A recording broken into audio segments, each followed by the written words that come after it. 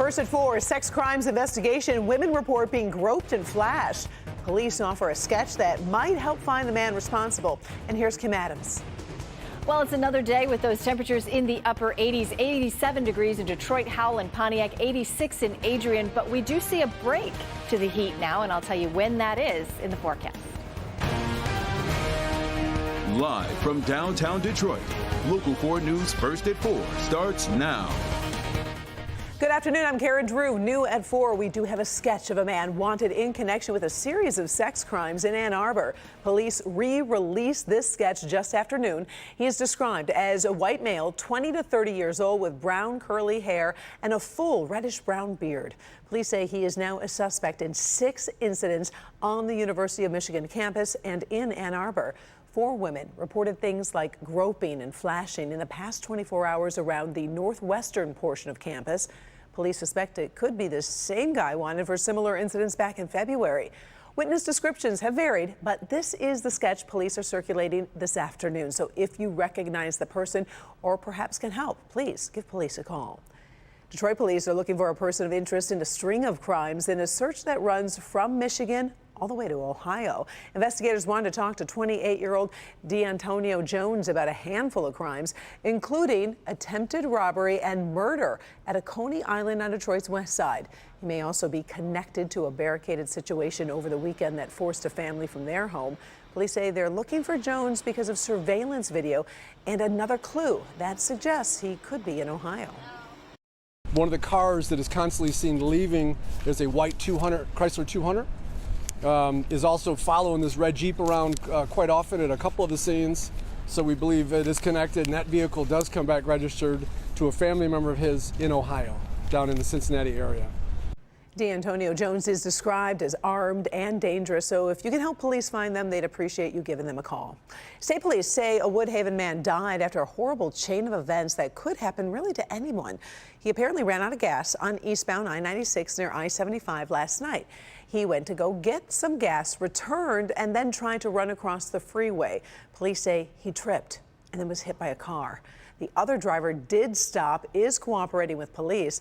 Officers remind us if your car does break down on the freeway, stay inside and call 911. Preparations for the Detroit Grand Prix are already affecting downtown travelers and traffic who use the Detroit-Windsor Tunnel. Now, we did warn you yesterday that racetrack is being built over on Jefferson Avenue. Several streets in the area, including Jefferson, have started closing today. The Detroit-Windsor Tunnel remains open, but there are strings attached. We do have an update. The tunnel is now offering placards that can be downloaded, printed, and then placed in your vehicle. The placards will make it easier to pass through the tunnel, but you can also use vehicle passes that were handed out over the past 2 weeks. For more traffic and parking info and all things Grand Prix, go to our website at clickondetroit.com. In your first forecast, it's deja vu all over again. More heat. Also a warning for people to be careful if you are outside. Obviously, those temperatures are dangerous. Let's check in with forewarned meteorologist Kim Adams.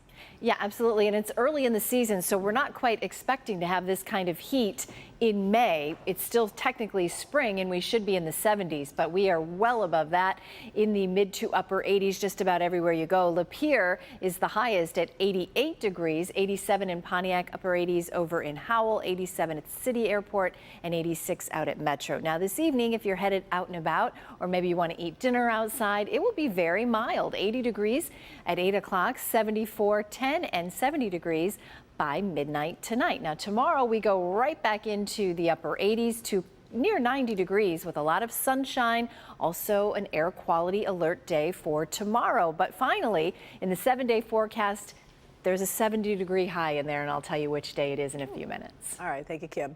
All eyes will be on Capitol Hill tonight. The House of Representatives is expected to vote on the debt ceiling deal, even as some lawmakers are refusing to support the agreement with the government default looming. Kimberly Hill joins us now, and Kim, we are looking at a congressional cliffhanger here. We are, and good afternoon to you, Karen. That's right. There's a lot of suspense hanging over the debt ceiling deal. It was negotiated by President Biden and House Speaker Kevin McCarthy, but it's up to the rank and file Democrats and Republicans to decide if it actually becomes law. The deal just barely passed its first test last night when the House Rules Committee pushed it forward by a vote of 7-6.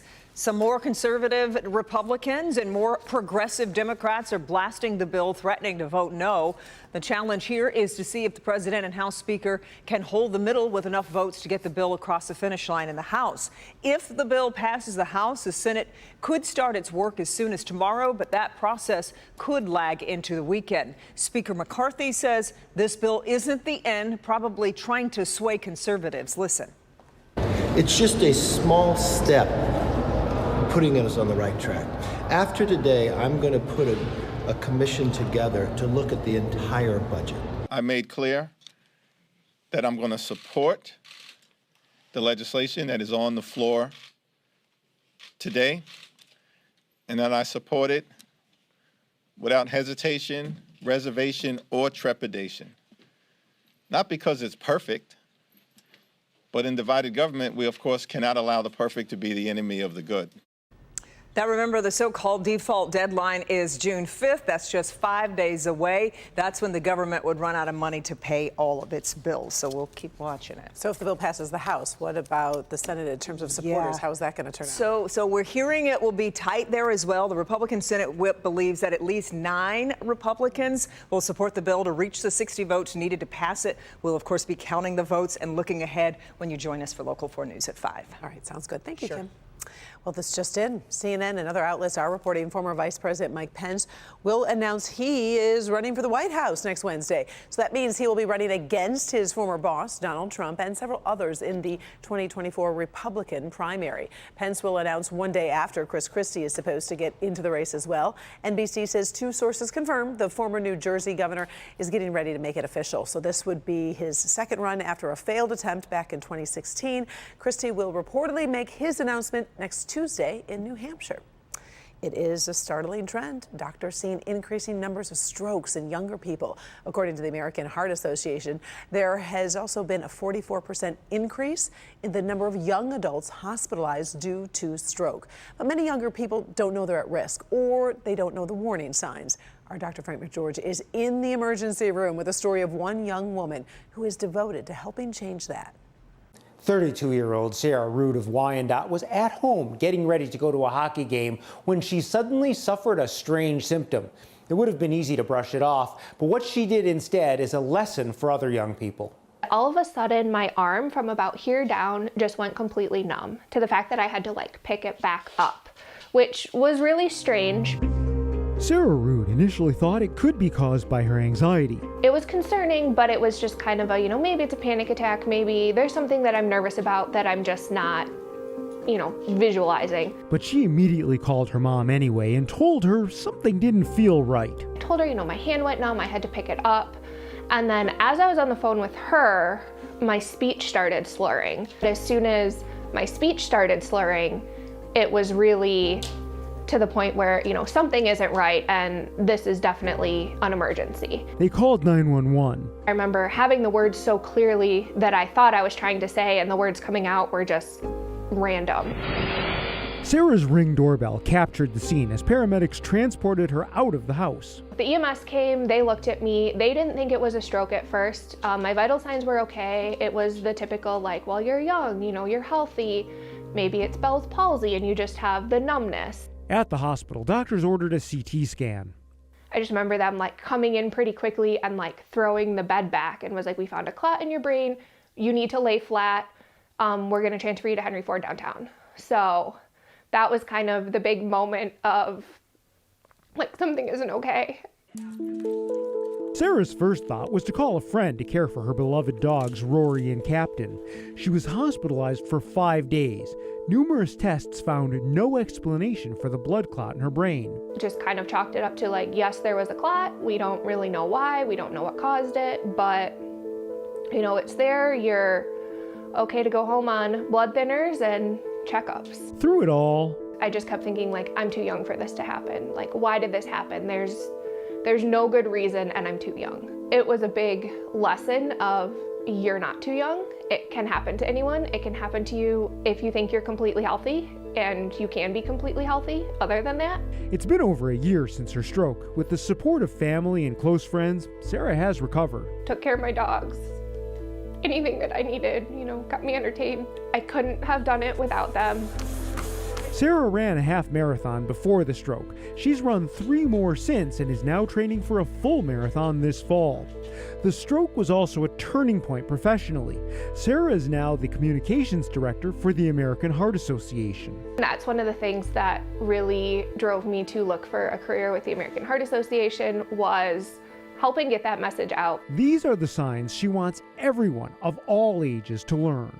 The acronym is FAST, so it's face drooping, arms, you want to make sure one isn't dropping, and speech slurring, if your speech starts slurring, or if you just have trouble like finding the words, or it gets really slow, like you feel like you can't talk at a normal speed. And then T is time to call 911. Sarah is grateful for her mom's fast thinking. She now has a permanent reminder of what she's overcome. So it has the stroke and heart ribbon, and it's actually written in my mom's handwriting. So it's just a reminder that, you know, you are stronger, you can do it, so. And that is a message that she'll be sharing in her new role as well. Now, it's not clear why we're seeing an increase in strokes in younger people. Some of it may be linked to increases in inactivity, obesity, high blood pressure, diabetes, and maybe even drug use. But none of that applies to Sarah or a lot of other younger stroke patients. The research is ongoing, though. Back to you.